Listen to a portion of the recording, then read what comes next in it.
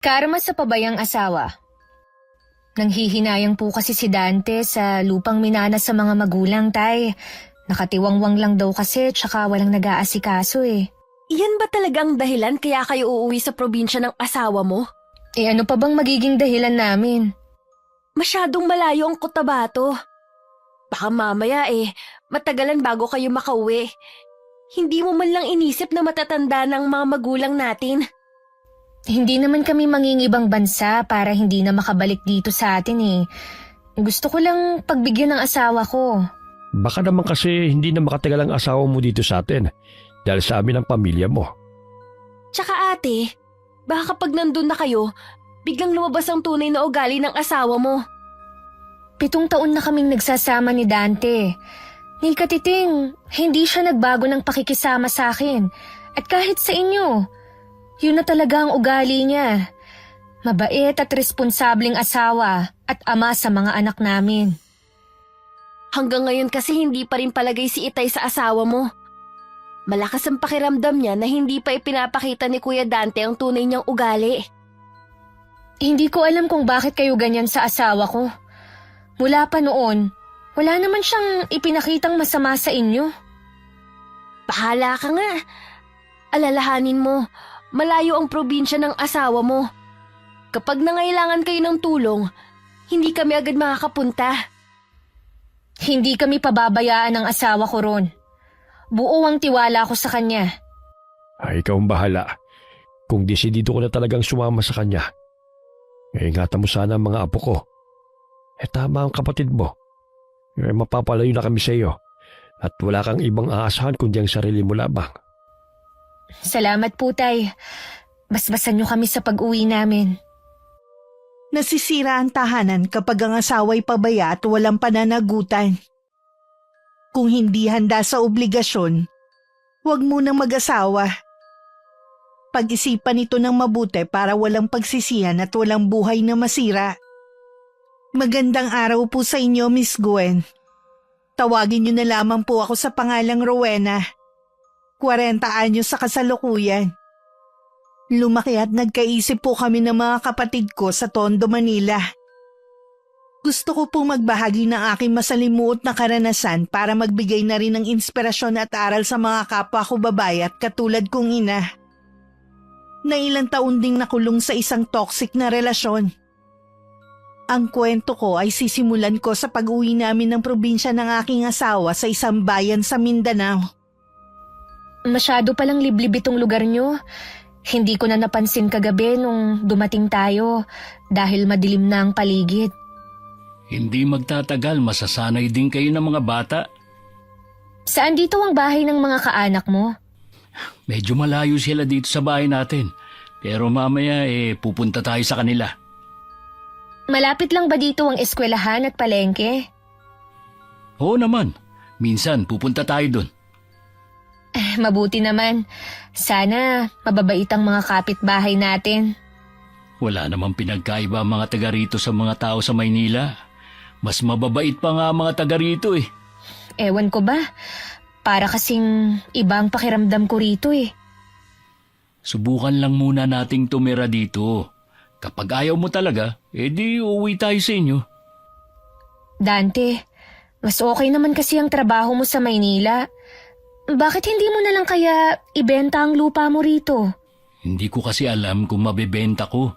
At saka baka hindi pumayag ang mga kapatid ko. Kahati ko kasi sila eh. Ha? Akala ko ikaw lang ang may-ari ng lupa nyo. Pwede bang sa akin lang ipamana ng mga magulang ko ang lupa namin? May mga kapatid ako. Hindi ko lang siguro naintindihan ang sinabi mo. Malamang nga. Mabuti pa, magluto ka na ng almusal natin para pagising ng mga bata, kakain na sila. Saan ka pupunta? Mag-iikot lang ako sa paligid nitong bahay. Maayos pa naman ang bahay na inuwian namin. Sabi ng asawa ko may pumupunta rito para maglinis at magtabas ng damo sa paligid ng bahay.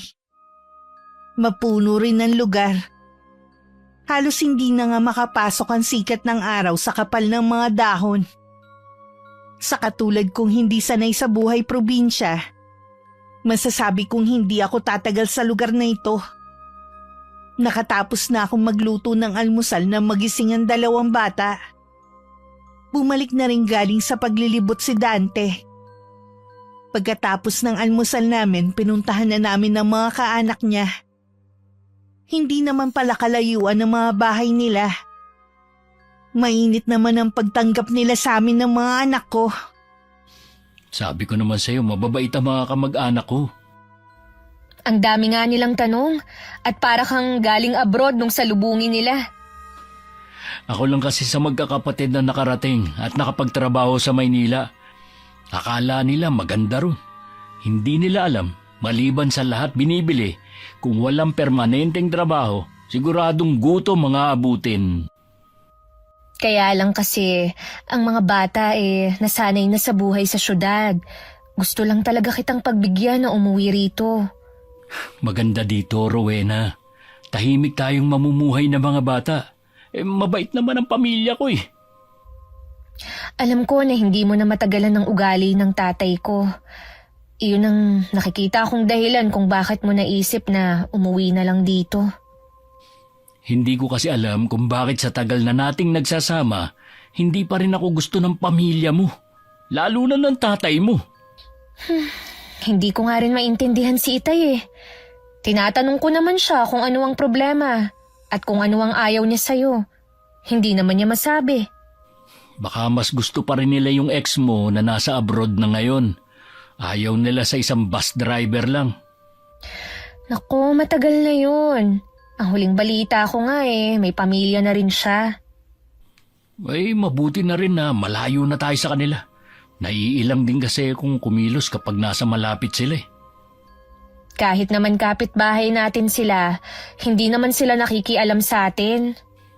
Kahit hindi mo sabihin, alam kong meron silang sinasabi sa akin kapag nakatalikod ako. Pakikialam na yon para sa akin. Huwag mo na silang ipagtanggol. Ano ka ba? Wala silang sinasabi na masama laban sa'yo. Nagkakaila ka pa. Sige, ipagtanggol mo pa sila kahit nasa lugar ko na kayo. Bakit ba ang init ng ulo mo ngayon? Ikaw naman kasi nagsisinungaling ka pa . O sige na, tama na. Huwag na nga natin silang pag-usapan. Dapat lang na wag na natin silang pag-usapan. Saradong aklat na sila sa buhay natin. Teka nga, Dante.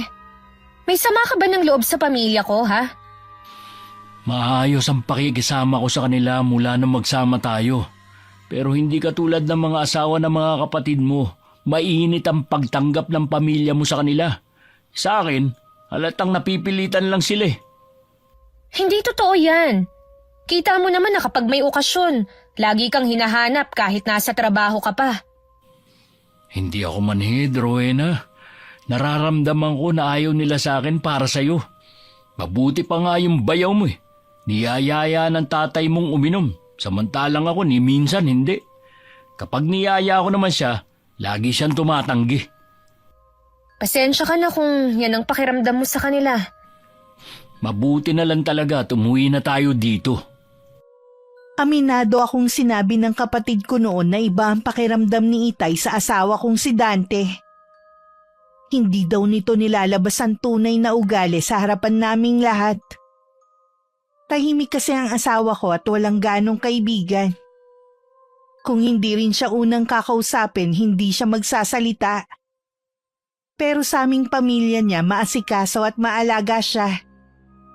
Buong sahod din niya binibigay niya sa akin kahit wala nang matira sa kanya. May oras din siya para ipasyal kami ng mga bata. Kapag nasa bahay naman siya ang nagluluto para sa amin. Sa 7 taon naming pagsasama, wala pa kaming pinag-awayan na malaki. Madalas tampuhan lang at naaayos din naman agad. Kaya nagtataka ako kung bakit nasabi yun ng bunso kong kapatid na merong tinatago ang asawa ko. Matuling na lumipas ang 1 buwan. Napuntahan ko na rin ang eskwelahan na papasukan ng 2 naming anak. May mga kaibigan na rin ako. Isa na si Aling Elay na malapit lang ang bahay sa amin. Kaya pala nung tumatawag ako kanina dito sa labas walang sumasagot. Yung pala nasa bayan kayo. Namili po kasi ako ng gamit ng mga bata. 1 linggo na lang kasi pasukan na. Ay oo nga pala, pasukan na sa Lunes. Bakit nga po pala pumunta kayo rito kanina? Nagtiba kasi ng saging sa basi-basil, kaya dinalhan kita. Ah, yun hubang nasa may pintuan? Sa inyo pala galing. Salamat po, Aling Elay. Wala yon, iha. Si Dante nga pala. Nasa lupa ho nila at naglilinis, kasama ng mga kapatid niya. Bala kasi nilang magtanim. Sa kanila din pala napunta ang lupang yun. Sa kanila naman po talaga mapupunta ang lupa na yon dahil pamana ng mga magulang nila. Yun ba ang sabi sa'yo ng asawa mo? Opo, yun ang sabi niya. Bakit po? Wala naman. O paano? Maiwan na muna kita ha. Dadalhan ko rin kasi ng saging sa mga anak ko sa kanila Sige po, salamat ulit sa saging. Mabait si Aling Elay pati ang asawa niya. Silang dalawa na lang ang nakatira sa bahay nila na nasa bandang likuran pa namin. Ang 5 daw niyang anak may kanya-kanya ng pamilya. Ang panganay daw niya nasa Maynila nakatira at bihira na lang makauwi. Sa loob ng ilang linggo namin sa lugar na yun, unti-unti na rin kaming nasasanay ng mga anak ko. Nakikita ko ring masaya ang asawa ko sa pananatili rito. Yun nga lang malayo kami sa lahat ng pwedeng puntahan. Bihira na rin ako makahawak ng pera mula nang tumira kami rito. Si Dante na kasi ang laging nagbabudget. At malaki na rin na nabago sa pamumuhay namin. Pasensya na, ngayon lang ako Dinala pa kasi namin yung mga kalakal sa ninang ng kapatid ko. Ano nga palang ulam? Nagisa lang ako ng sardinas. Kumain na ba kayo ng mga bata? Oo. Kanina pa kasi kami nagugutom Naupo ka na rito at maghahain na ako ng pagkain mo. May pera naman ako dito Bukas bibili ako ng ulam. Mamamalengke ba tayo bukas? Ako lang. Sasabay lang kasi ako sa kapatid ko Nakamotor siya, kaya hindi tayo kakasya.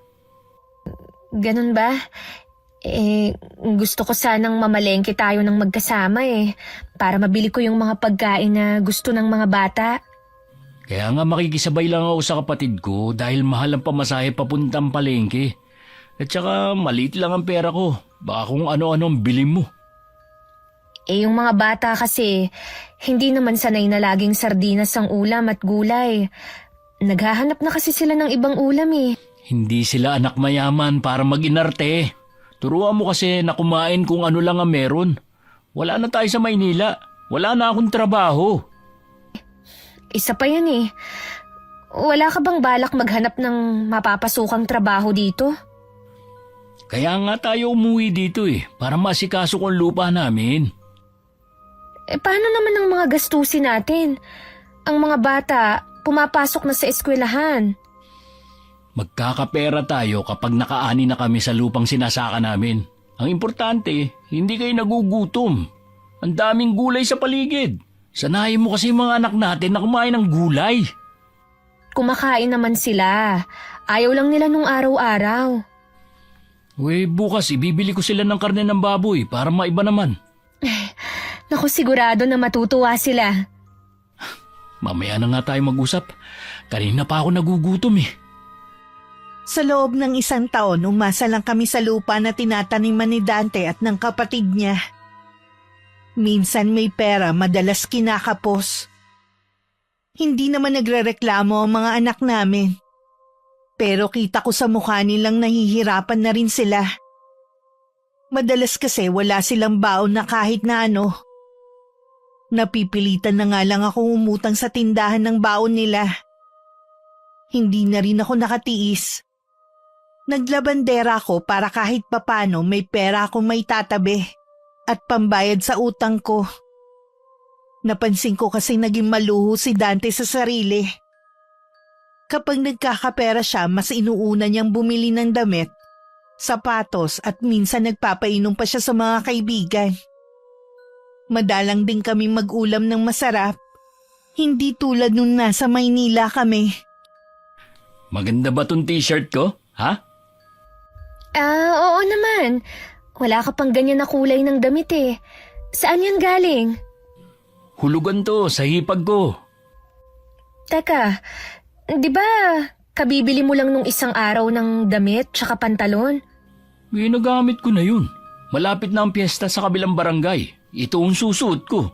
Baka naman meron kang extra dyan, Dante. Bala ko rin sanang bilhan ng damit ang mga anak natin eh. Saka na. Hindi naman sila maalis ng bahay. Hanggang eskwelahan lang naman sila. Pero luma na kasi ang mga pambahay nila eh.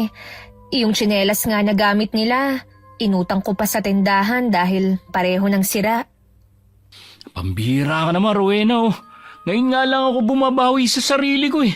Tapos puro ka pa reklamo na wala ng bagong damit at tsinelas sa mga anak natin. Hindi naman sa ganun. Kaya lang, hindi ba dapat mga bata muna ang unahin bago ang mga sarili natin? Nung nasa Maynila tayo, wala na akong ginawa kundi ang unahin kayo. Naiinggit na nga ako sa mga katrabaho ko na laging may bagong damit at sapatos eh. Samantalang ako, hindi man lang ako makabili. Binibilhan naman kita ah. Napakadalang mong gawin yun. Puro ka na lang mga anak natin. Tinatanong naman kita noon, pero sabi mo, wala kang gusto. Sabi mo pa nga na unahin natin ang pangangailangan ng mga anak natin eh. Siyempre yun ang sasabihin ko para walang masabi ang pamilya mo. Pero kung alam mo lang ang pagtitiis ko nung nasa inyo pa ako. Hindi ko alam na nagkukunwari ka lang pala nun. Akala ko kasi totoong kami ang priority mo. Wala na tayo sa inyo ngayon. Kailangan tumulong ka rin sa mga gastusin dito sa bahay, lalo na sa mga anak natin. Hindi ko lang sinasabi sa'yo, pero tumatanggap ako ng labada sa ibang tao. Magkano lang ang kita dyan? Hindi naman lahat ng taga rito mapepera. Kahit papano, malaking tulong pa rin sa akin yun. Maghahanap din ako ng pwede kong maging trabaho. Huwag mo sanang isipin na tinatalikuran ko ng responsibilidad ko sa inyo. Gusto ko lang namang unahin muna ang sarili ko. Naiintindihan kita, Dante. Huwag kang mag-alala. Hindi ako nagtatampo sa'yo. Kahit may hinanakit ako dahil sa mga sinabing yun ni Dante, sinarili ko na lang. Ayoko kasing palalain pa ang sitwasyon. Naisip ko ring malaki nga talaga ang naging pagkukulang ko sa asawa ko. Bibigyan ko siya ng pagkakataong makabawi sa sarili niya. Alam ko namang babalik din siya sa dati. Kung ano-ano ang pinasok kong trabaho para lang maibigay ang pangangailangan ng mga anak namin. Minsan sumasama din ako kay Aling Elay para magbenta ng mga gulay sa ibang lugar. Pero may pagkakataon talaga na hindi sumasapat. Lalo na kapag humihingi pa sa akin si Dante ng pera. Para lang matigil siya sa kakasumbat sa akin, binibigyan ko na lang. Nagbago na rin siya ng pakikitungo sa mga anak namin. Nawala na rin ang dating malambing sa anak at maasikaso na asawa ko. Hindi mo kailangang sigawan si Julius. May sinasabi lang naman ng bata eh. Paano? Sabi ko, mamaya na. Tuloy pa rin siya sa pagsasalita niya sa harapan ko. Hindi ko tuloy maintindihan tong kausap ko. Mas importante pa ba yung kachat mo kesa sa anak natin? Makakapaghintay naman kasi ang sasabihin niya eh. Itong kausap ko ang bibili ng lupa namin magkakapatid. Akala ko ba wala kang balak na ibenta ang lupa nyo? Tinatamad na kasi yung kapatid ko na mag-asikaso ng mga pananim eh. Hindi ko naman kakayanin mag-isa ang pagtatanim. Kaya nagdesisyon kami na ibenta na lang. Kapag ba naibenta mo na ang lupa nyo, pwede na kaya tayong bumalik sa Maynila? Wala na akong balak bumalik doon. Ano? Bakit naman? Basta, ayoko na doon. Mas gusto ko pa rin dito. Kung ayaw mong bumalik dun sa dati nating bahay, pwede naman tayong lumipat na lang. Kung ayaw mong malapit sa bahay ng pamilya ko. Ano, uupa tayo? Mas mapapagastos tayo. Kung ganun, kami na lang ng mga anak natin ang babalik sa Maynila. Ano, iiwan niyo ako rito? Pambihira ka naman, Rowena. Pamilya tayo. Sa nakikita ko kasi, tinatamad ka ng gampanan ng tungkulin mo sa amin. Kaya mabuti pang umuwi na lang kami sa pamilya ko. Gusto ko lang namang magpahinga. Hindi ko naman kayo pinababayaan nung nasa Maynila tayo Yun na nga eh. Nung umuwi na tayo rito, para kang nagbuhay binata. Nakalimutan mo yata na pamilyado kang tao. Sobrang naaawa na ako sa mga anak ko. Hindi ko man lang sila maipasyal at mabilhan ng gusto nila. Nakikiusap ako. Huwag na kayong umuwi sa inyo. Magbabago na ako. Pangako yan. Kailangan mong maghanap ng permanenteng trabaho. Habang lumalaki ang mga anak natin, lumalaki rin ang gastos natin. Kapag naibenta na ang lupa namin, ibibigay ko sa iyo ang pinagbentahan. Ibili mo ng kahit na ano mga anak natin. Madaling maubos ang pera. Kailangan mo pa rin ng permanenteng trabaho. Maghahanap din ako. Huwag ka mag-alala. Marami akong kaibigan na pwedeng mahinga ng tulong dito. Pinagbigyan ko si Dante na huwag siyang iwan. Makaraan nga ang 1 buwan na ibenta na ang lupa nila. At binigyan naman niya ako ng pera para sa mga anak namin. Kahit papano nakatikim ulit ng ginhawa ang 2 bata. Bumili rin siya ng segunda mano na motor para gawing service. Natanggap kasi siya sa trabaho sa isang planta sa bayan. Akala ko magiging maayos na ang lahat. Dahil sa loob ng 1 taon, bumalik na naman siya sa dati. Hanggang isang araw napapansin ko ang kakaiba niyang kinikilos.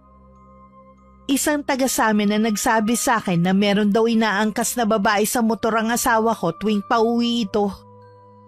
Hinahatid daw sa kabilang baryo. Para kung sinapian ng mga oras na yun sa galit na nararamdaman ko. Kahit mahal ang arkila ng tricycle, pumunta pa rin ako sa pinapasukan niya at naghintay ako sa labas ng gate. Kalahating oras din ako naghintay bago siya lumabas kasama ang babae niya. Humarang ako sa daan at muntik pang matumba ang motor sa biglang preno. Walang yakang babae ka! Malandi ka!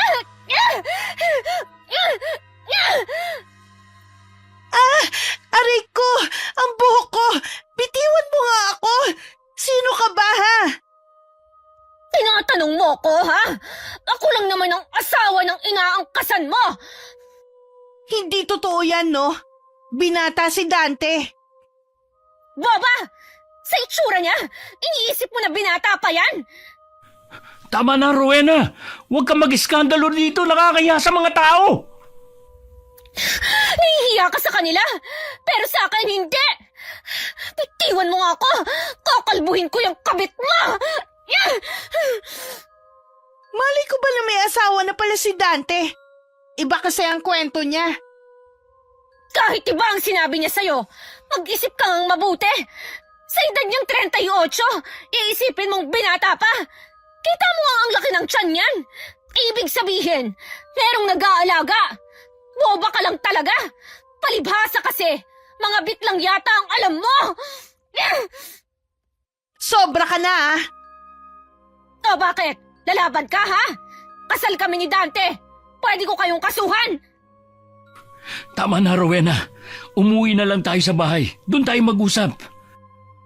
Hindi tayo uuwi hanggat hindi ako natatapos dito sa kabit mo. Ikaw babae ka. Oras na hindi mo layuan ang asawa ko. Malilintikan ka sa akin. Alam ko kung saan ang bahay mo. Hanggang doon, ipapahiya kita. Mabuti pa, Tricia. Umuwi ka na. Ikaw naman kasi nagsinungaling ka sa akin.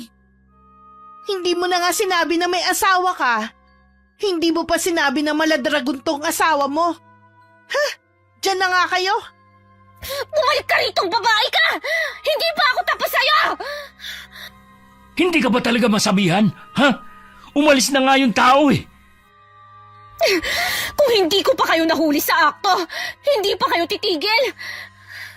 Minsan, hindi mo kami maiangkas ng mga bata sa motor mo. Tapos iba pala ang pinapasakay mo! Mabuti pa sumakay ka na. Uuwi na tayo. Hindi ako sasakay dyan! Hanggat hindi mo nalilinis yung motor mo! Saan ka sasakay? Dito sa inarkila kong tricycle ako sasakay! Hanggang sa makauwi sa bahay, tuloy pa rin ang pang-aaway ko kay Dante. Tahimik lang naman siya habang nakatingin sa malayo. Hinayaan niya lang ako na bungangaan ko siya. Huminto lang ako na mapagod ako at nauubusan na ng hininga. Akala ko hindi na siya magsasalita. Pero ako pa rin ang sinisi niya kung bakit niya yung ginawa. Hindi na lang ako makapaniwalang napatitig sa kanya. Ako pa talaga ang sinisi mo, ha? Na lahat ginagawa ko para sa pamilya natin. Totoo naman kasi. Wala ka ng oras para sa akin. Puro ka na lang pag-aasikaso sa mga anak natin. Pati sarili mo, pinabayaan mo na. Sino pa gaganahan tumabi sa'yo? Sana, tanungin mo rin kung bakit napabayaan ko na ang sarili ko. Sa palagay mo kaya, makakabili ako kahit pulbos sa kakarampot na perang ibinibigay mo sa akin, ha? Natural, uunahin ko ang mga pangangailangan ng mga anak natin kaysa sa sarili ko. Alam mong maliit lang ang sahod ko. Ano bang inaasahan mo? Yun naman pala eh. Tapos nagagawa mo pang mambabae. Hindi ka na nahiya na sabihin na binata ka pa. Tapos na naman ang relasyon namin eh. Tapos na talaga ang maliligayang araw nyo. Sa tingin mo kaya, pagkatapos ng nangyari kanina, makakapagtrabaho pa kayo ron? Hindi ka man lang nag-isip bago ka nag-iskandalo. Paano na tayo niyan? Hindi maghanap ka ng ibang trabaho. Alam nga namang tutunganga ka lang dito sa bahay. Akala mo yata ganun lang kadali maghanap ng trabaho eh. Sana kasi, hindi ka gumawa ng kalokohan. Ayaw mo naman palang mawalan ng trabaho eh. Tapos hanggang ngayon, hindi man lang kita makitaan ng pagsisisi sa ginawa mo. Kahit naman magsisi ako, hindi na naman mabubura ang ginawa ko. Siguruhin mo lang sana na hindi ka na makikipagkita sa babaeng yun. Dahil kung hindi, babalik na kami sa Maynila. Ayan ka na naman eh. Yan lagi ang panakot mo. Gagawin ko talaga ang sinabi ko, Dante. Hindi ako basta nananakot lang. Ngayon na alam na ni Tricia na may asawa ko, siguradong hindi na yung makikipagkita sa akin. Dapat lang. Dahil ipakukulong ko talaga kayo pareho kapag nalaman ko na nagkikita ulit kayo. Hindi na ulit pumasok sa plantang yun si Dante. Nung kinuha niya ang huling sahod niya, sumama ko para lang masiguro na hindi sila magkikita ng kabit niya. Nang mga sumunod na araw, sumama na lang sa kapatid niya ang asawa ko para makapag-extra. Naging mahirap ulit ang buhay namin. Lalo na nang umabot na ng ilang buwan na bakante si Dante. Kahit araw-araw pa akong tumanggap ng labada, hindi pa rin sumasapat sa amin. Lalo na kapag alam ni Dante na may pera ako, hindi siya nagbibigay. Gusto ko sanang maghanap ng maayos na trabaho. Hindi ko lang alam kung saan hahanap. Kayo po pala, Aling Elay. Ang lalim ng iniisip mo ah. Kaya hindi mo naramdaman ang paglapit ko eh. Pasensya na po. May kailangan ho ba kayo? Hindi ka na kasi nagagawi sa bahay. Kaya pinuntahan na kita. May problema ka ba ha? Ganun pa rin po ang problema ko. Hindi na yata babalik sa dati si Dante. Ngayon ko lang to sasabihin sa'yo ah. Total, matagal na kayo dito eh. Kung ano nakikita mo na ugali ni Dante, yun talaga ang ugali niya noon pa. Hindi pa man siya napapadpad sa Maynila. Ang pagkakakilala ko po sa kanya noon, mabait siya, responsable, at kami ang lagi niyang inuuna. Kung sakali ba na ipapakita niya agad sa'yo ang tunay na ugali eh, may pag-asa ba na magustuhan mo siya? Ang totoo po niyan, imposible na magustuhan ko siya. Alam mo ba ang lupa na ibinenta nila magkakapatid? Hindi naman talaga sa kanila yun eh. Po? Kanino po ang lupa na yun? hindi naman pwedeng magbenta sila ng hindi sa kanila. Ang lupang yon kay Macario. Sa tiyuhin nila. Inatake ang matanda dahil sa pakikipagtalo sa asawa mo.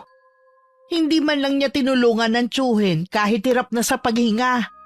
Kami pa ng asawa ko ang tumulong, nakakarating lang. At natanaw ang pagtatalo nila. Yun ang dahilan kung bakit siya napilitang umalis dito. May pagkasutil ang asawa mo kahit noon pa eh. Iba po kasi ang kwento niya sa akin eh. Hindi niya talaga sasabihin yon. Mabait ka naman, sana nagtinuna siya sa'yo. Pero nagawa pa niyang mambabae. Hindi ko man lang nakita ang totoo niyang pagkatao noon. Ngayon, naiintindihan ko na ang mga magulang at bunso kong kapatid kung bakit mabigat ang loob nila kay Dante. At madalas pa nilang sabihin na may itinatago itong ugali. Minsan kasi nabubulagan tayo ng pagmamahal natin sa isang tao eh. Siguro nga po. Aling Elay, gusto ko na ngang bumalik sa amin eh. Kaya lang, lagi siyang nagmamakaawa na wag naming iwan. Nangangako na magbabago na siya para sa amin. Pero hindi naman niya ginagawa. Ikaw pa rin ang magdedesisyon sa bagay na yan. Tandaan mo, laging kapakanan ng mga anak mo ang unahin mo. Oo naman po. Gusto ko nga sanang magkaroon ng permanenteng trabaho eh. Gusto kong mag-ipon para makapagsimula kami ulit ng mga anak ko kung sakaling hindi na magbago si Dante. Eh kung balak mo mag-ipon, dapat hindi niya alam. Para madali para sa inyo ang makaalis kahit anong oras. Ganun na nga po ang gagawin ko. Magtatanong ako sa anak kong bunso kung may alam siyang trabaho na pwede mong pasukan. Yun lang sa ngayon na maitutulong ko sa'yo. Ngayon pa lang po, nagpapasalamat na ako sa inyo. Naaawa kasi ko sa inyo ng mga anak mo eh. Mababait at magagalang pa naman sila. Hindi tama na habang buhay na lang silang makulong sa lugar na ito. Habang hinihintay ko ang balita sa anak ni Aling Elay, tuloy lang ako sa pagtanggap ng labada. Hanggang sa magkasakit na ako dahil sa matinding pagod. At minsan sa pagtitipid, hindi na rin ako nakakakain. Imbis na mag-alala si Dante, bakas pa sa kanya ang pagkainis. Na para bang malaking abala ang pagkakasakit ko. Imbis na nasa tabi ko sana siya, mas ginusto pa niyang lumabas ng bahay. Ni hindi man lang ako binilhan muna ng gamot o di kaya asikasuhin ng mga anak namin. Mabuti na lang dumalaw si Aling Elay. At nakita niya akong nangihina. Agad siyang umuwi sa kanila para kumuha ng gamot at langis na pinanghilot niya sa akin. Salamat po sa inyo, Aling Elay. Bumuti na po ang pakiramdam ko. Nabanggit kasi ni Ruth kanina na maglalaba ka raw dapat sa kanila. Eh nagtaka siya bakit hindi ka dumating. Nung isang araw pa po kasi masama ang pakiramdam ko eh. Pinipilit ko lang talagang kumilos. Pero kagabi, hindi na ako makabangon. Mabuti na nga lang at marunong nang mag-asikaso ang dalawang bata. Nasaan nga pala si Dante? Alam ba niya na may sakit ka? Alam niya nga po pero mas nainis pa siya sa akin dahil may sakit ako. Hindi man lang niya ako binilhan ng gamot bago siya umalis. Wala talagang pakialam sa'yo ang asawa mo. Kapag nagtagal, mas makikilala mo pa ang tunay niyang ugali. Aling Elay, hindi ko na po alam kung anong gagawin ko. Oras na may lumabas pa siyang ibang ugali. Dati nga hinabol pa siya ng taga ng ama niya. Napigilan lang ng nanay nila. Iba talaga ang ugali niya. Ultimo mga magulang na uubusan ng pasensya sa kanya. Gusto ko na talagang makaalis dito. Eh bakit hindi mo tawagan ng pamilya mo? Baka matulungan ka nila. Ayokong malaman nila ang kalagayan namin. Siguradong ako ang sisisihin nila dahil pinigilan naman nila akong sumama nun kay Dante. Kung ganun ang pag-asa na lang makapagtrabaho ka. Sabi pala ng anak ko, may alam daw siyang trabaho na pwede ka. Yun nga lang malayo rito. Kailangan maaga kang aalis at gabi ka nang makakauwi. Doon daw yun sa pinapasukan niya. Sigurado na hindi ko naman maaasahan si Dante sa pag-aasikaso sa mga anak namin. Kailangang malapit lang ang makuha kong trabaho. Kung ipagkakatiwala mo mga anak mo sa akin, pwede ko naman silang tignan sa umaga at sa hapon pag uwi nila. Naku, nakakahiya naman ho sa inyo. Lahat ng tulong na pwede kong ibigay sa inyo mag-iina, gagawin ko. Sige po, pipilitin kong magpalakas agad para mapuntahan ang sinasabi ng anak niyo. Konting tiis na lang. Makakaalis din kayo sa ganitong sitwasyon. Opo, alang-alang sa mga anak ko, lahat gagawin ko. Bago umalis si Aling Elay, ipinagluto pa niya kami. At nagbilin sa mga anak ko na sila na lang muna ang bahala sa akin. 2 araw din ako nakaratay sa higaan. At 2 araw ding hindi umuwi sa amin si Dante. Alam kong nasa kapatid lang siya nagpalipas ng mga araw para makaiwas ng obligasyon sa amin. Kahit nangihina pa, pinilit ko nang bumangon at pinuntahan ng sinasabi ng anak ni Aling Elay. Isa pala yung farm at naghahanap pa sila ng maintenance. Tingin ko namang kaya ko ang trabaho dahil hindi naman ako anak mayaman. Marami naman kami at tulungan daw sa mga gawain. Natanggap ako dahil sa rekomendasyon ng anak ni Aling Elay. Binigyan na rin ako ng uniforme para makapagsimula na kinabukasan. Maraming salamat po, Aling Elay. Utang ko sa inyo ni Juvie kung bakit ako may trabaho na ngayon. Masaya nga din si Juvie dahil may makakasabay na siya sa pagpasok at pag-uwi.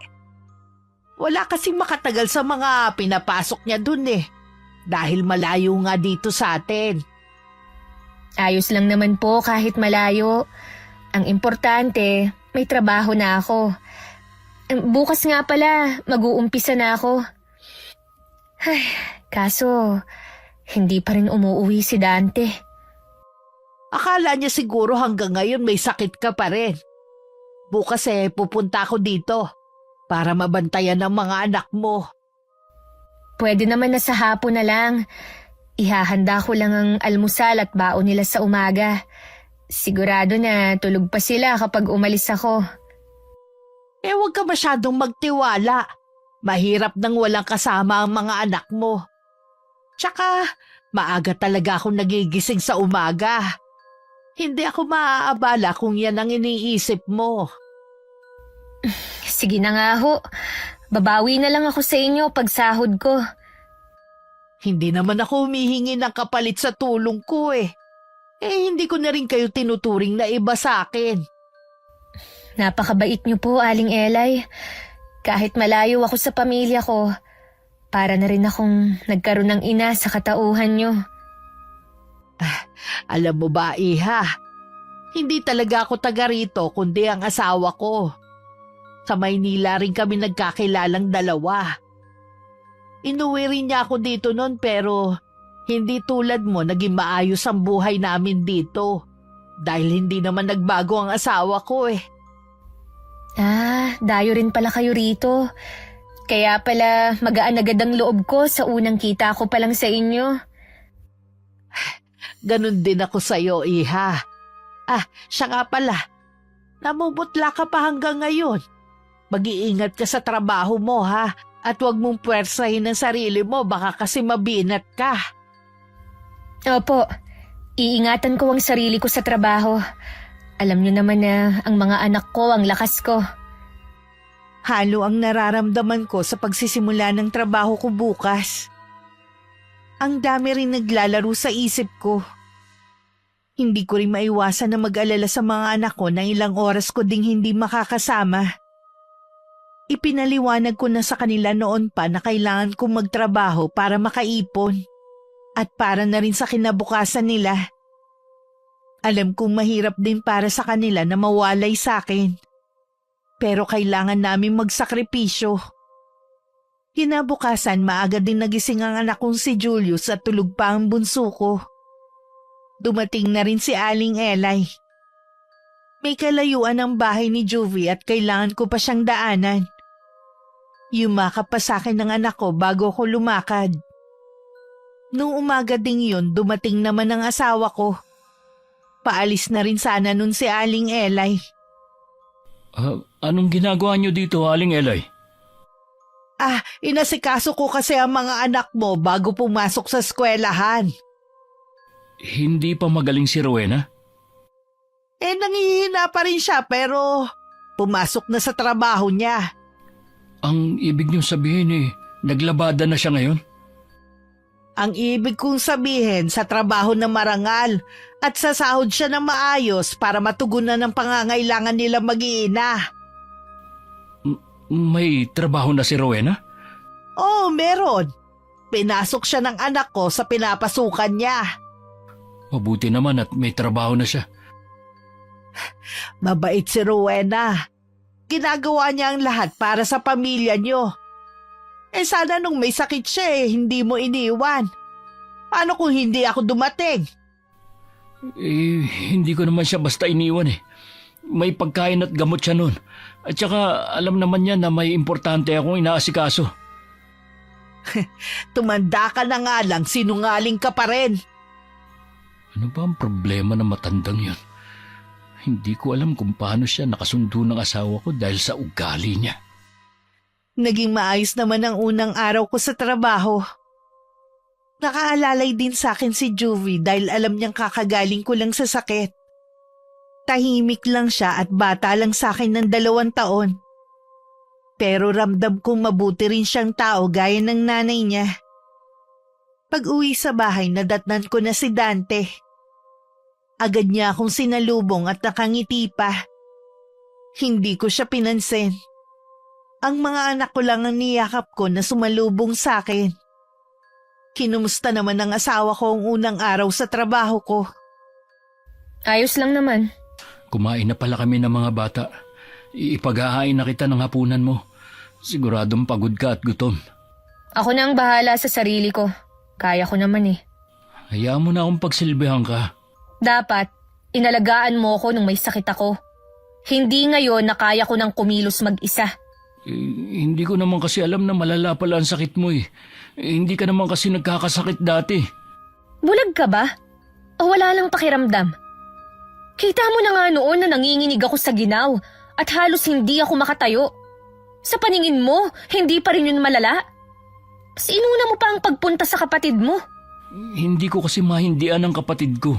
Meron kasi siyang hinihinging pabor sa akin Nakasabay ko nga pala ang hipag mong si Jean nung pauwi. Lumuwas din pala siya. Tinatanong niya kung bakit daw kita pinaalis dito sa bahay. Yun pala ang dinahilan mo sa kanila. Kaya hindi ka umuwi ng ilang araw. Ha? Nagawa mo pa talagang magsinungaling? Habang ako, hirap na hirap dito sa bahay. Mali lang sila ng intindi sa sinabi ko. Tumigil ka na nga! Sawang-sawa na ako sa kasinungalingan mo. Aasikasuhin na lang kita ngayon dahil alam kong pagod ka sa trabaho. Kahit hindi na. Tutal, wala ka namang pakialam sa akin.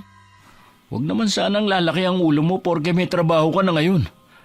Walang kinalaman ang pagkakaroon ko ng trabaho kung bakit ako nagkakaganito ngayon. Kaya ako nagagalit dahil dyan sa ugali mo. Ano pa kaya ang matutuklasan ko sa pag-uugali mo, ha? Alam mo, ang mabuti pa, ipakita mo na para hindi ako nagugulat. Wala akong tinatagong ugali sa'yo.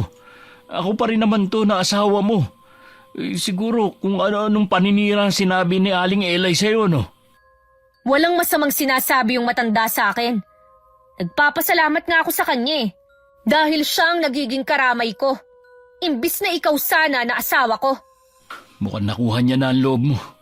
Mag-iingat ka pa rin sa kanya. Hindi mo pa siya lubos na kilala. Sa totoo lang, sa bawat sinasabi mo, hindi ko na alam kung dapat ko pa bang paniwalaan yan. Iniwan ko na lang si Dante sa sala. Pumasok ako sa kwarto at tinanong ang mga anak ko sa ginawa nila maghapon habang wala ako sa bahay. Pakiramdam ko kasi mas nakakapagod na makipag-usap sa asawa ko. May isang oras din ako nakipagkwentuhan sa mga bata bago lumabas para kumain. Pagkatapos inasikaso ko naman ang mga uniform nila. Nakakaramdam man ako ng pagod pero ang pagiging ina kasi, hindi natatapos ang gawain. 1 linggo na ako nagtatrabaho at napapansin ko maasikaso si Dante sa amin ng mga anak ko. Hindi ko naman siya gaanong kinakausap dahil alam kong meron siyang motibo sa pagiging mabait niya. Nung pag-uwi ko nung gabi, naabutan ko ang mga nagkalat na basyo sa harapan ng bahay. Wala na akong nagawa kundi kausapin siya. Dito pa talaga kayo nag-inuman ng mga kaibigan mo? Huwag mo nang ipagkaila ha, dahil sa mga basyo ng bote ng alak sa labas. May karapatan naman ako magdala ng mga kaibigan dito ah. Alam mo, Dante, hindi naman kita pinagbabawalan na magsama ng mga kaibigan sa bahay na to. Pero ibang usapan na kapag dito kayo iinom. Alam mo naman na noon pa, ayaw ko ng ganun eh. Wala namang ginawa mga kaibigan ko dito kundi uminom eh. Masyado mo naman silang pinag-iisipan ng masama. May anak tayo na dalagita. Hindi mo ba yun naiisip? Ano naman ang tingin mo sa kanila, mga manyakis? Iniingatan ko lang ang anak natin. Kahit nung nasa Maynila tayo, alam mo hanggat maaari, ayokong magdadala ka ng kainuman mo sa bahay ko. Baka nakakalimutan mo, bahay ko ito at wala kang karapatang bawalan ako sa ginagawa ko. Sarili mo lang talaga ang iniisip mo, no? Kung nag-aalala ka kay Alea, isama mo sa trabaho ang anak natin. Huwag mo lang akong bubungangaan sa sarili kong pamamahay. Alam mo, habang tumatagal, lalo akong napapaisip kung tama ba na pinakasalan kita. Ang maganda lang naman na nangyari sa pagsasama natin ay ang mga anak natin. Huwag mo sanang kakalimutan na 7 taong ko kayong pinagsilbihan. Nagtrabaho ko para sa inyo. Walang natira sa akin nun. Hindi ko nakakalimutan yon, Dante. Puro ka lang pala pakitang tao sa harapan ng pamilya ko at ibang tao para masabi na mabuti ka. O ngayon na tayo-tayo na lang ang nandito, ipinakita mo na ang tunay mong kulay. Wala akong pakialam kung yan ang gusto mong isipin. Ngayon, maniningil naman ako. Ikaw naman ang magsilbi sa akin. Dapat higitan mo mga ginawa ko sa inyo noon. Kung ayaw mo naman pala ng obligasyon, sana hindi ka na lang nag-asawa. Habang buhay ka na lang sana nagpakabinata. Malaya ka pang makapambabae. Sana nga, gano'n na lang ginawa ko eh. Di sana ngayon wala akong bungangerang asawa. Siya pa ang may ganang talikuran ako at naglakad palayo. Pakiramdam ko mas pagod ako kapag umuuwi. Pero kailangan ko pa rin umuwi alang-alang sa mga anak namin. Nasundan pa uli ang pag-inom ng asawa ko sa bahay kasama ang kapatid at mga kaibigan nila. Laging nagsusumbong sa akin ang panganay namin. Tuwing nalalasing nga daw ang mga kainuman ng ama, iba raw ang tingin nila sa anak kong babae na nagpaalarma sa akin. Pinigilan ko na lang ang sarili ko na kumprontahin si Dante. Alam ko kasing wala ring mangyayari. Kahit nahihiya ako, nakiusap na lang ako kay Aling Elay. Ipinaliwanag ko sa kanya kung bakit ako kinakabahan. Naiintindihan ko ang takot mo, Iha. Wala namang problema kung dumito na muna ang mga anak mo eh. Sunduin mo na lang pagkagaling mo sa trabaho. Pasensya na po talaga sa abala, Aling Elay ah. Wala na po talaga akong naiisip na ibang paraan eh. Pagod na rin kasi akong makipagtalo kay Dante. Hindi naman niya kasi ako pinapakinggan. Hanggat nasa poder niya kayo, hindi matatapos ang paghihirap niyo mag-iina. Kaya nga po eh. Kung pwede ko nga lang hilahin pabalik ang panahon, ginawa ko na. Hindi sana ako pumayag na umuwi kami rito. Lagi talagang nasa huli ang pagsisisi. Pero ang mahalaga naman, natututo tayo sa bawat maling desisyon na ginagawa natin. Ay, oo nga po. Kung malalaman lang ng pamilya ko ang sitwasyon namin dito, baka sermon na ang inabot ko. Kung ako lang ipapaalam ko sa kanila ang sitwasyon nyo rito. Kumukuha lang po ako ng tiyempo kung paano ko sasabihin sa kapatid ko. Yung kapatid ko kasing si Myra ang tumatawag sa akin eh. Ngayon nga, dumalang ang pagtawag niya dahil abala siya sa trabaho niya.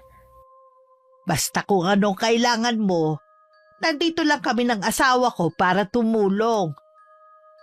Kumusta nga pala ang trabaho mo? Hindi ka pa nakakapagkwento. Okay naman po. Sa umpisa nangangapa ako.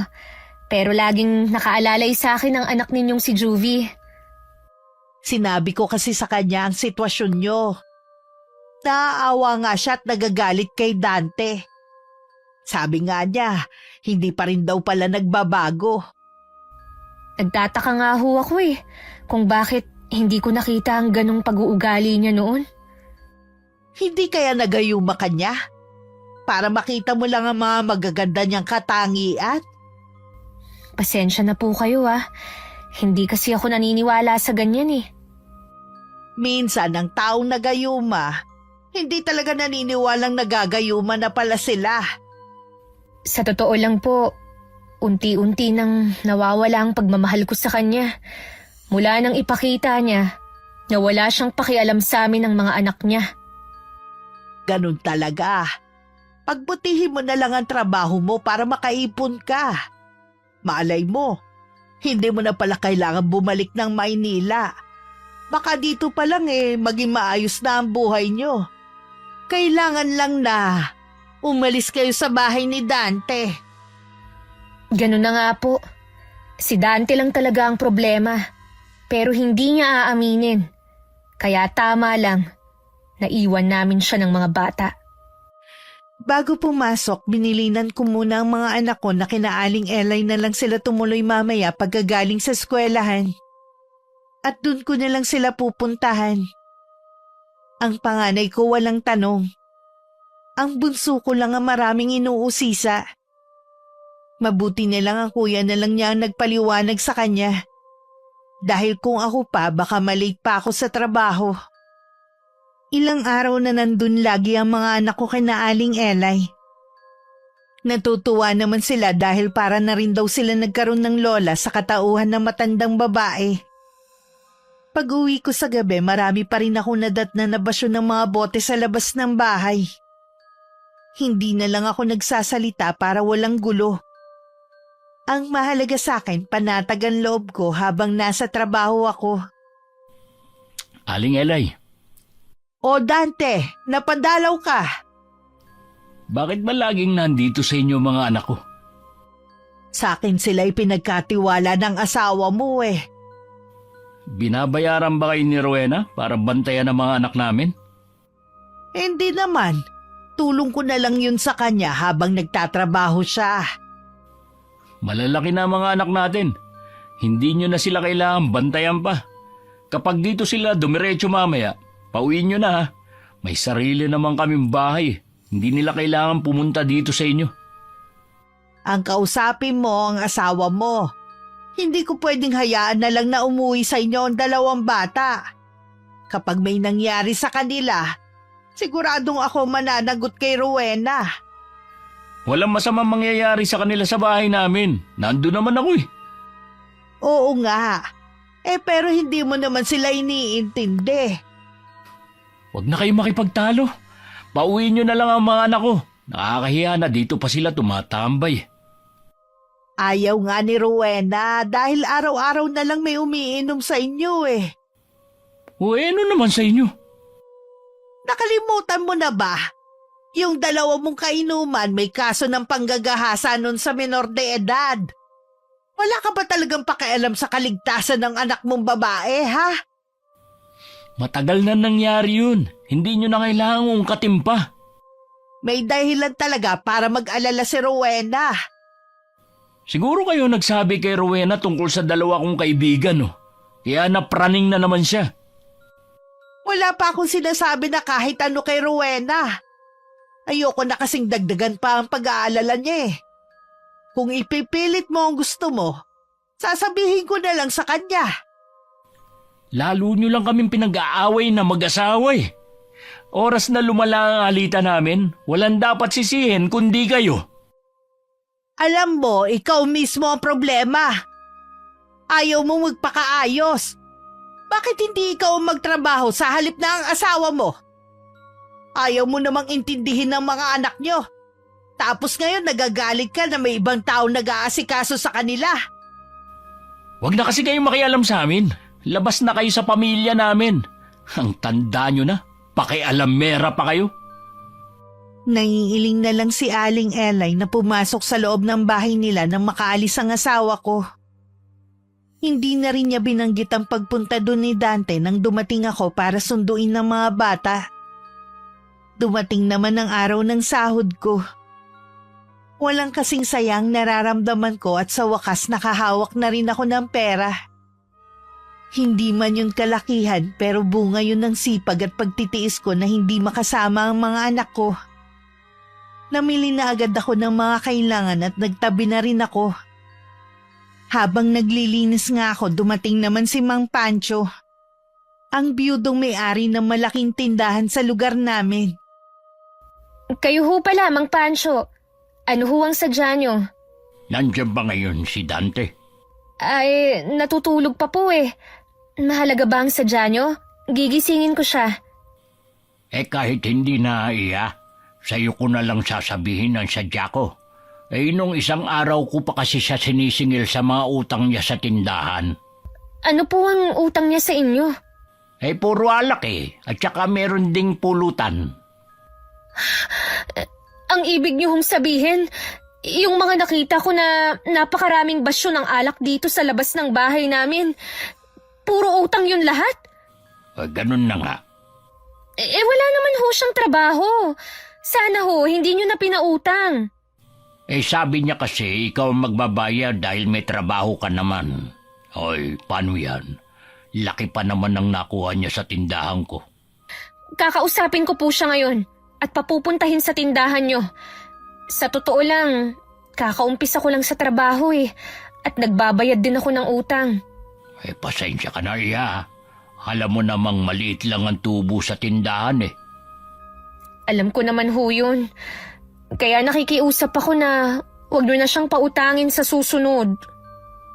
Mabuti na lang mabait si Mang Pancho at napakiusapan ko. Nalula din kasi ako sa sinabi niyang utang ni Dante. Kung ako magbabayad nun, wala nang matitira sa sahod ko. Nang makaalis sa matandang lalaki, pumasok naman ako sa bahay. At saktong kababangon lang ni Dante sa higaan. Sumulyap lang siya sa akin bago pumunta ng kusina. Sinundan ko naman siya at matinding pagtitimpi lang ang ginawa ko para hindi siya masigawan. Galing dito si Mang Pancho. Naniningil ng utang nyo sa tindahan niya. Ha? Galing siya rito? Ang aga naman niya maningil. Ang laki ng utang mo, Dante. Puro alak at pulutan. Sinabi ko na pupunta ka sa kanya pagkagising mo. Bakit mo naman sinabi na pupunta ako? Wala naman akong balak pumunta doon ngayon. Ibig sabihin, wala kang balak magbayad ng utang? O baka naman ako na naman ang isinangkalan mo na magbabayad ng utang mo? Di ba kakasahod mo lang kahapon? Di bayaran mo muna. Pambaon ng mga anak natin at pamasahe ko sa pagpasok ang natitira sa sahod ko. Alangan naman na maglakad ako hanggang sa trabaho ko. Saan napunta yung iba sahod mo? Imposible namang naubos ka agad. Sa tingin mo kaya, hindi ako baon sa utang bago ako mag-umpisang magtrabaho, ha? Yun muna ang inuna ko at ang pangangailangan ng mga anak natin. Uy, paano naman yung utang ko sa tindahan? Problema mo na yun. Puro ka kasi kayabangan. O kaya singilin mo yung mga kainuman mo. Kahit singilin ko sila, wala naman silang ibibigay dahil pare-pareho silang walang trabaho. Yun naman pala eh. Eh bakit ka umutang? Na lahat pala kayo walang pambayad. Akala ko kasi, Akala mo na ano? Babayaran ko ang mga utang mo, ha? Bahala kang dumiskarte kung paano mo mababayaran si Mang Pancho. Ang dami ko nang iniisip. Huwag mo nang dagdagan pa. Araw-araw pa rin akong kinukulit ni Dante na bayaran ko ang utang niya sa tindahan ni Mang Pancho. Pero hindi ko siya pinapansin. Hanggang sa nabalitaan ko na lang na isinanla niya ang motor niya para makabayad. Sa laki kasi ng utang niya, binantaan na siya ng matanda na ipapabarangay. Mula nang mawala ang motor niya, mas lalo naging mainiti ng ulo niya. Lagi siyang nakasinghal kahit sa mga anak namin. Lalo na tuloy lumayo ang loob nila sa ama nila. Kahit ako hindi na nakapagpigil na hindi siya pagsabihan. Hoy Dante! Huwag mo ang pinagbubuntunan ng init ng ulo ang mga anak natin. Kung may problema ka, ako ang kausapin mo. masaya ka na ba na nawalan ako ng motor, ha? Bakit parang ako pa ang sinisisi mo? Ikaw ang araw-araw nangungutang ng alak dun sa tindahan. Tapos wala ka naman palang pambayad. Ang hirap mo naman kasing pakiusapan eh. Ikaw itong mahirap umintindi. Gusto mo yata na magtrabaho ako para buhayin ka lang eh. Kung gusto mo palang magkapera, dapat magtrabaho ka. Paano pa ako mag-a-apply kung wala na akong motor? Bakit ako? Wala naman akong motor, pero nakahanap naman ako ng trabaho. Gusto mo lang yatang may motor para makabingwit ng babae na gagawin mo na namang kabet. Uungkatin mo na naman ba nangyari noon, ha? Tapos na yun. Oo, tapos na nga. Pero kahit kailan, hindi na yun mabubura sa isip ko. Bahala ka. Problema mo na yan. Kapag hindi ko natubos yung motor ko, wala talagang dapat sisihin kundi ikaw. Problema mo na kung hindi na matubos ang motor mo. Wala ka talagang utang na loob, no? Pagkatapos ng mga ginawa ko sa inyo, wala man lang akong mapala sa'yo. Wala kang karapatan na sumbatan kami. Dahil obligasyon mo yon bilang asawa at ama ng mga anak natin. Obligasyon mo rin na tulungan ako kapag nagigipit, hindi yung tinitikis mo ako. Bakit naman kita tutulungan sa bisyo mo? Mabuti sana kung nakinabang kami sa mga alak na inutang mo. Ay mula ngayon, wala na akong pakialam sa inyo. Kahit mamatay pa kayo sa bahay na to. Oh, tingnan mo yung lumalabas sa bibig mo. Ang sama talaga. Ikaw ang naging dahilan kung bakit ako ganito ngayon. Noon pa, yan na talaga ang itinatago mong ugali.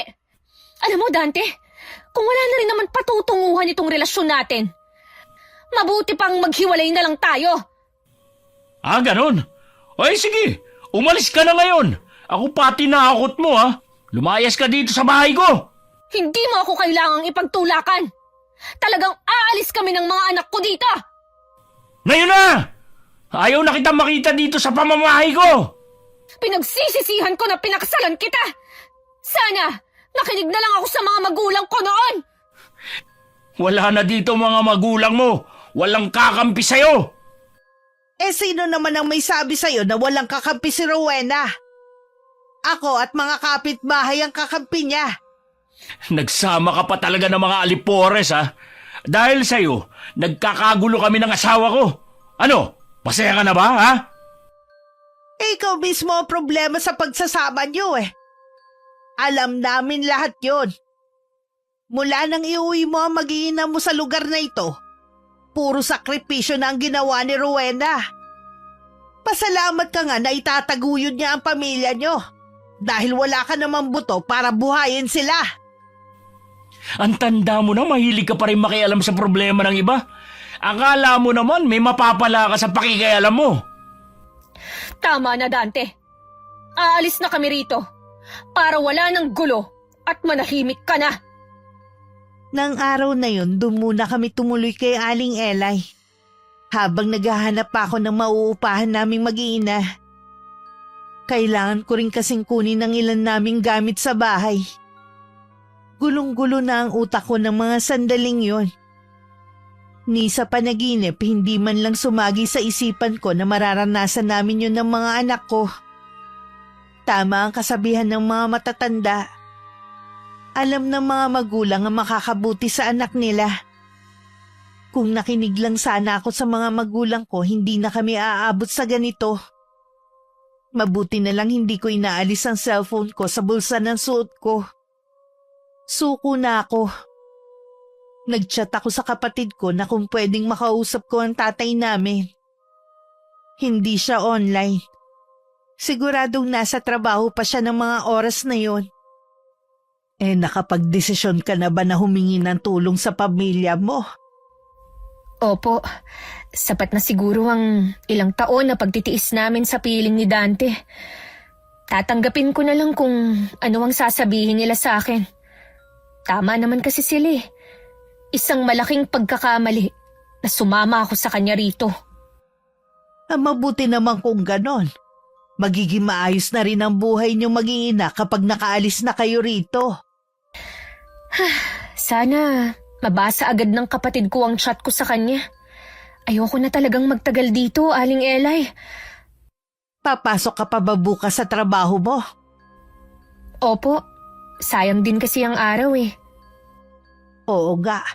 Tsaka mayayamot ka lang kapag nandito ka. Siguradong manggugulo ang asawa mo eh. Salamat nga po pala sa pagdating nyo kanina. Kung hindi dahil sa inyo, baka mas malala pa ang nangyari. Nagkukunwari lang matapang ang asawa mo pero isa siyang duwag. Siguradong nandun yun sa mga kapatid at nagsusumbong. Ang tanda na niya, pero para pa rin siyang bata na nagsusumbong. Ganun na nga. Huwag kang pasisindak sa kanya sa susunod ha. Lagi mo ipanakot sa kanya na kakampi mo kami. Nang gabing yun, tumawag ang kapatid ko. Bago pa ako makapagkwento sa kanya ng pinagdaanan namin, nauna na niyang sinabing may sakit ang inay namin. Hindi naman daw malala ang naging sakit nito at napacheck up na nila. Kailangan lang daw ng mahabang pahinga. Nag-alangan tuloy ako na magsabi pa ng problema. Baka makasama lang yun sa nanay namin. Kaya sinabi ko na lang na maayos ang lagay namin ng mga bata. Nakatingin lang si Aling Elay. Alam kong naiintindihan niya ako. Pinalipas ko muna ang ilang araw bago ko bumalik sa bahay. Naabutan naman ako ni Dante na nag-aayos ng mga gamit namin. Mahinahon niya akong kinausap para makipag-ayos. Kahit alang-alang na lang sa mga anak natin, ayusin na natin ang problema. Hindi maaayos ang problema natin hanggat hindi ka nagbabago. At tingin ko, wala ka nang pagbabago. Magbabago na nga ako. Maghahanap na ako ng trabaho para dito ka na lang sa bahay at aalagaan na lang ang mga anak natin. Huwag mo nang bilugin ang ulo ko, Dante. Kahit kailan, hindi na ako maniniwala sa'yo. Ikaw naman kasi, nagpapasulsol ka kay Aling Elay. Gusto lang niyang paghiwalayin tayong dalawa. Mabait si Aling Elay. Ilang beses ko nang napatunayan ang kabutihan niya na hindi ko nakita sa'yo. Bakit ba kasi mas naniniwala ka sa kanya kaysa sa akin na ilang taon mo nang kilala? Tigilan mo na nga ako. Kahit kailan, hindi mo na ako makukumbinse sa mga sinasabi mo. Talaga bang babaliwalain mo na lang yung ilang taon nating pinagsamahan? Pagod na ako sa pag-intindi sa ugali mo. Buo na ang pasya ko. Babalik na kami ng Maynila. Kailan niyo planong umalis? Sa pagsahod ko, para may magamit kaming pamasahe ng mga anak ko. Ayoko nang humingi sa'yo. Baka isumbat mo pa. Hindi na kita pipigilan pa. Sana man lang hayaan mo kung makasama ko ang mga anak ko bago kayo umalis. Nakikiusap naman ako sa iyo na bumalik na kayo dito. Pagbibigyan kita. Pero hindi na mababago ang isip ko. Salamat, Rowena, at pinagbigyan mo ako. Umuwi pa rin kami sa bahay kahit alam kong tutol si Aling Elay. Sa ilang araw namin ulit sa bahay, nakita ko lahat ginagawa ni Dante para mahulog ulit ang loob ko sa kanya. Pero hindi na ako naniniwala sa mga kasinungalingan niya. Alam ko namang pagpapanggap lang ang lahat ng yun. Tumawag ang kapatid ko at gusto raw akong makausap ni Itay. Mabuti na lang wala si Dante. Meron siyang pinuntahan.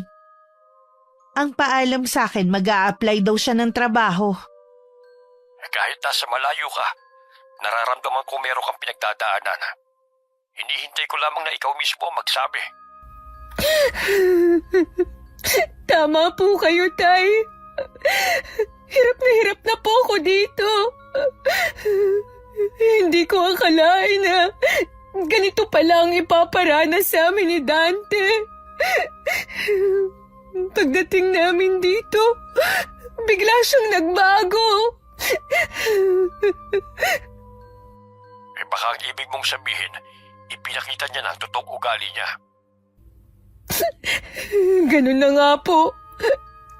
Mabuti na lang, may mabait kaming kapitbahay na tumutulong sa amin dito. Dahil kung hindi, baka hindi ko na kinaya. Gusto mo na bang bumalik dito sa atin? Opo, Tay. Ako mismong susundo sa inyo ng mga apo ko sa lugar na yan. Hihintayin ko lamang na lumakas ang inay mo. Makakapaghintay ka pa ba? Oo naman po, Tay. May trabaho din naman ako rito. Ano bang ginagawa ng asawa mo? Simula po nung umuwi kami rito, tinamad na siyang magtrabaho. Nagbuhay binata na lang siya at nagawa pa niyang mambabae. Hayop na lalaking yan. Noon pa alam ko nang meron siyang itinatagong ibang ugali. Kung ako lang po, kaya kong magtiis eh. Pero nahihirapan na rin ang mga anak ko. Lumalayo na nga ang loob nila sa ama nila eh. Konting tiis na lang kamo. Parating na ang lolo nila. Hihintayin na lang po namin kayo. Tay, huwag niyo na lang ipaalam kay inay ang sitwasyon namin dito ah. Ayokong mag-alala pa siya sa amin. Huwag ka mag-alala. Wala akong sasabihin sa kanya. Gumaan na ang pakiramdam ko pagkatapos namin mag-usap ni Itay. Alam ko anumang araw darating siya para kunin kami rito. Noon pa kapag may problema kami magkakapatid, si tatay lagi ang taga-ayos. Nang mga sumunod na araw, inabala ko na lang ang sarili ko sa trabaho at pag-aasikaso sa mga anak ko. Kahit todo papansin ng asawa ko, kibuin dili ko lang siya. Tuluyan na talagang nawala ang amor ko sa kanya. Mas mabuti pang maghiwalay na kami ng landas. Ayoko rin kasing makalakihan na lang ng mga anak namin ng ganitong klaseng pagsasama. Kinausap ko na rin ang mga anak ko. Gusto na rin nilang umuwi kami ng Maynila. Kailan nga pala ang day off mo? Sa 1 linggo pa. Bakit mo na itanong?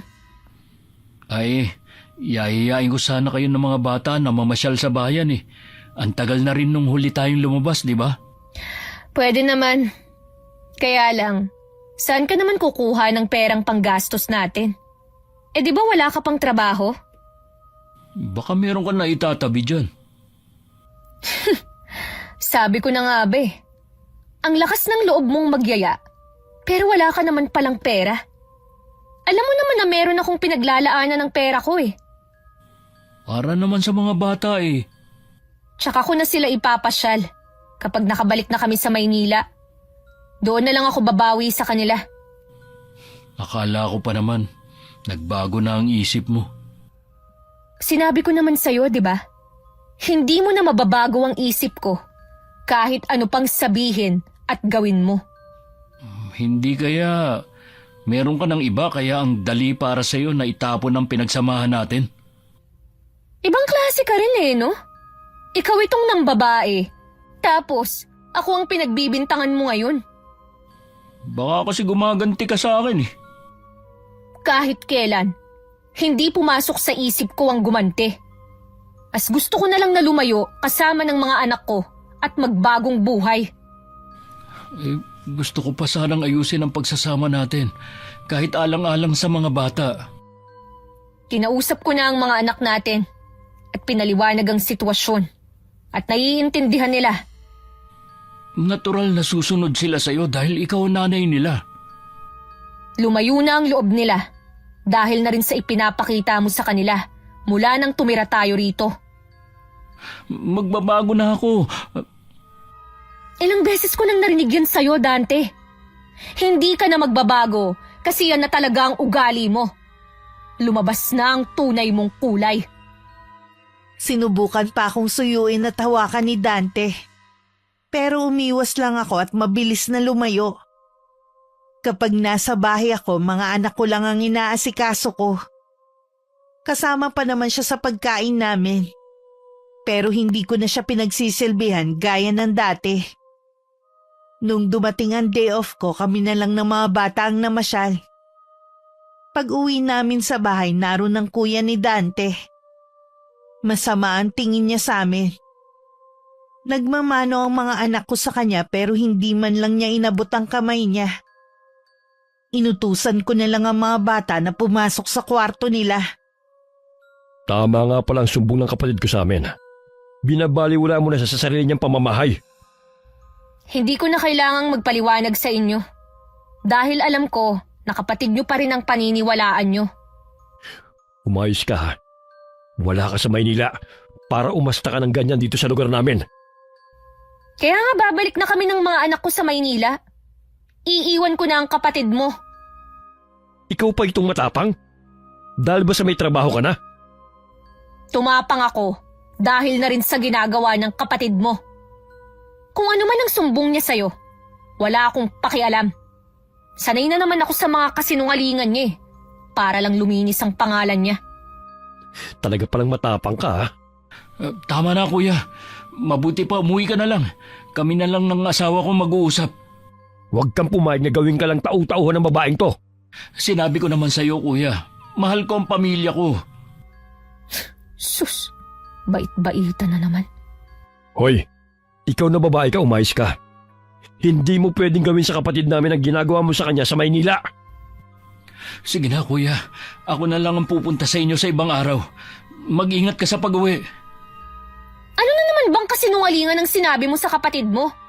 Sinabi mo ba na inaapi kita nung nasa Maynila pa tayo? Kaya naisipan mong umuwi dito para makalaya? Ang galing mo naman. Sumama lang kasi ang loob ko na hindi niyo ako isinama sa pamamasyal niyo. Kaya siniraan mo na naman ako sa kapatid mo. Para ako ang magmukhang masama, ganun ba? Nainis lang talaga ako. Alam mo, kahit kailan talaga, makasarili ka. Tapos sasabihin mo, magbabago ka na. Hindi na yun mangyayari. Sa palagay mo kaya makakaalis pa kayo dito? Ha? Hindi papayag ang mga kapatid ko.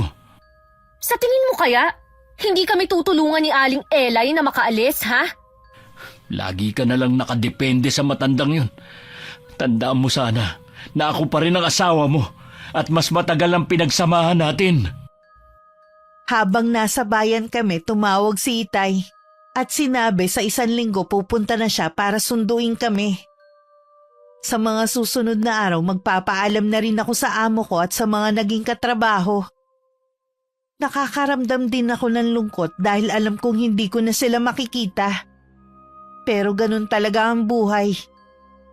May mga taong dumarating at umaalis sa buhay natin. Ang mahalaga naman, hindi natin sila makakalimutan na naging parte din sila ng buhay natin. Ay, mamimiss ko kayo ng mga bata. Kami rin naman po, Aling Elay. Lagi ko pa rin naman kayong kukumustahin eh. Nagpaalam ka na ba sa trabaho ninyo? Bukas na po ako magsasabi. Iiwan mo pa ba ang mga anak mo dito bukas? Sa bahay na lang po sila. Nakiusap kasi si Dante na kung pwede, makasama niya ang mga anak namin. Wala rin namang pumupunta doon para uminom eh. Di ka ba pinipigilan ni Dante? Nagmamakaawa po. Pero dahil sa ginagawa niya, mas lalo kong gustong makalayo sa kanya. Bata ka pa naman. Makakahanap ka pa ng masigit sa kanya. Ay, naku po, Aling Elay. Wala na akong balak maghanap ng panibagong sakit ng ulo. Sapat na sa akin, nakasama ko ang mga anak at pamilya ko. Mabuti ka talagang babae at ina ng mga anak mo. Hangad ko ang kaligayahan ninyong mag-iina. Ilang araw na akong kinakabahan. Hindi ko alam kung dahil ba to sa nalalapit na pagdating ng tatay ko. May mga gabi ring nagigising ako at parang naiiyak. Naisip ko na lang na baka dahil ito sa mga naranasan namin sa lugar na to. Huling araw ko na nun sa trabaho. Ibinigay na rin sa akin ng ilang araw na sahod ko.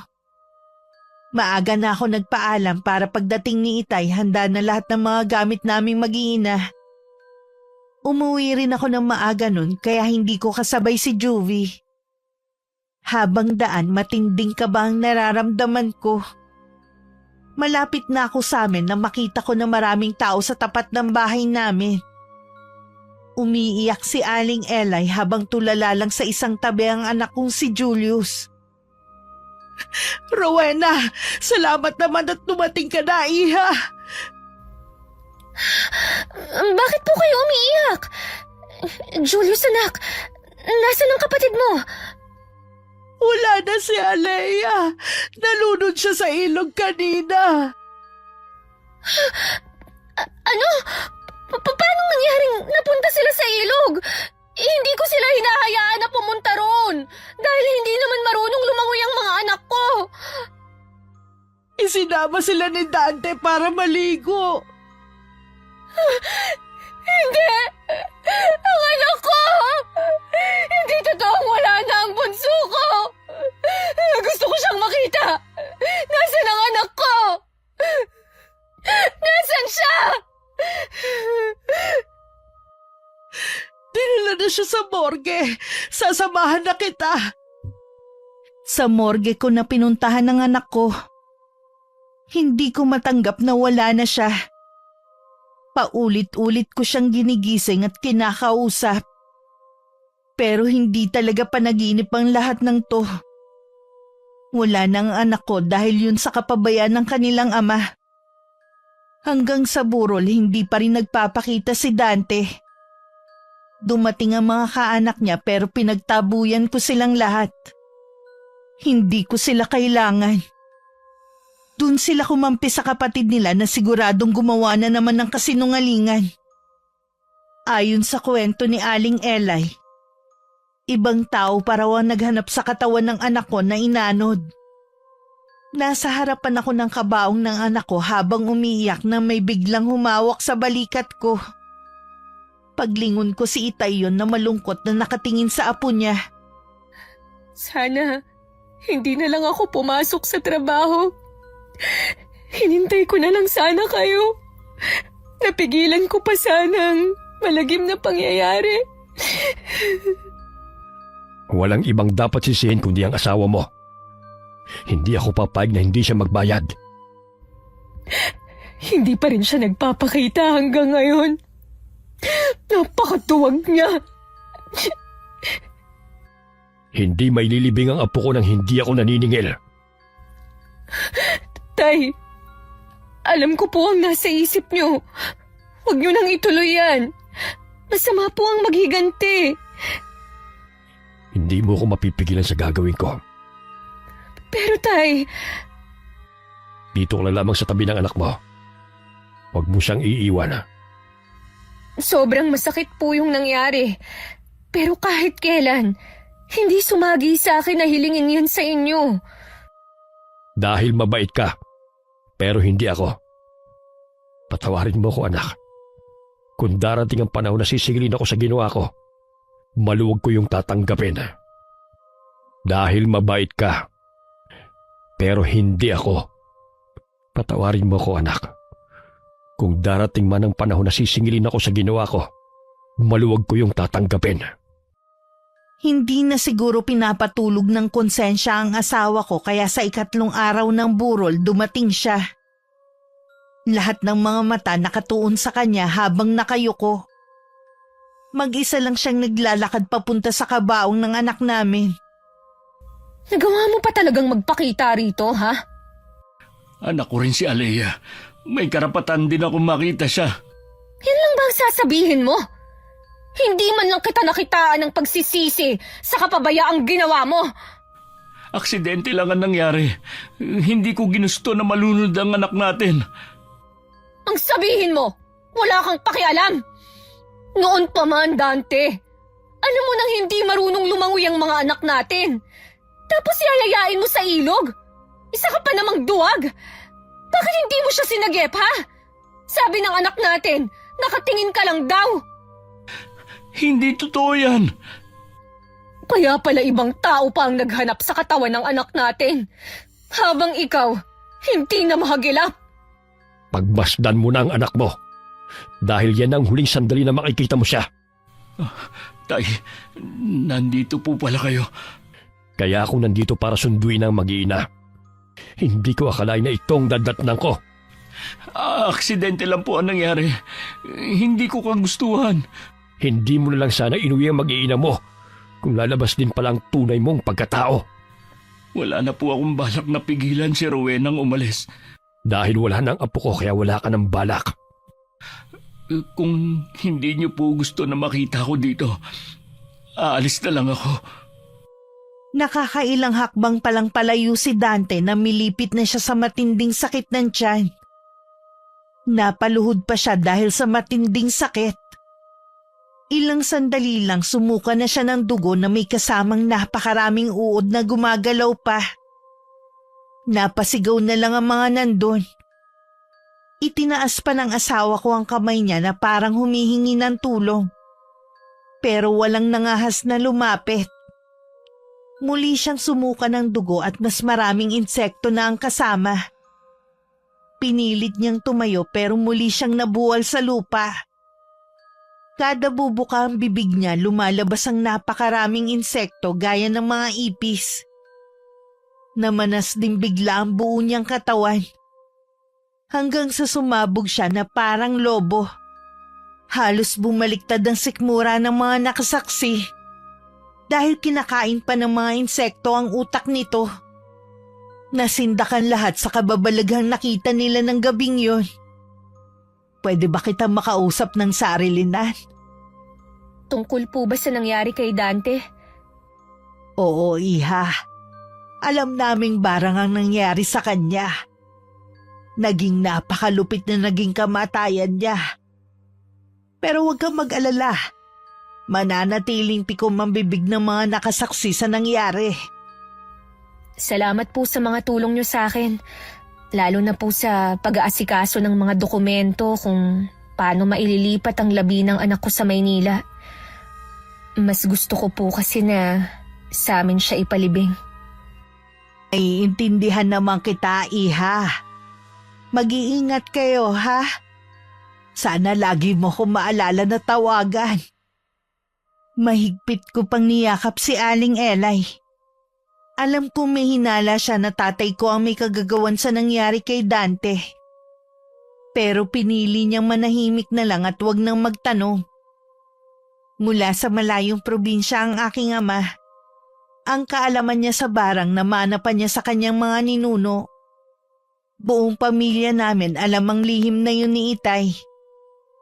Alam kong hindi tama ang ginawang paraan ng paghihiganti ni Itay. Pero sino ko para husgahan siya? Na alam kong nasasaktan rin sa pagkawala ng pinakamamahal niyang apo. Hanggang ngayon masakit at nagluluksa pa rin ako sa pagkamatay ng bunso ko. At alam ko habang buhay ko na itong dadalhin sa puso ko. Sa mga katulad kong ina na nawalan ng anak, huwag tayong mawalan ng pananalig sa may kapal. Mas lalo pa nating tatagan ang ating mga sarili. Walang kasing sakit mawalan ng mahal sa buhay. Pero lahat tayo dun patungo. Sadyang tapos na ang misyon nila sa lupa kaya kinuha na sila. Hiram lang ang buhay natin. Sa mga pagsubok na dumarating sa atin, lagi pa rin piliin na magpakabuti.